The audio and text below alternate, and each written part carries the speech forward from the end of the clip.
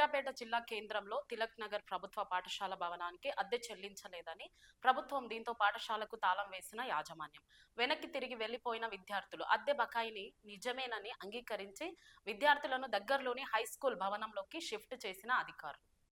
నేను కూడా పిల్లగా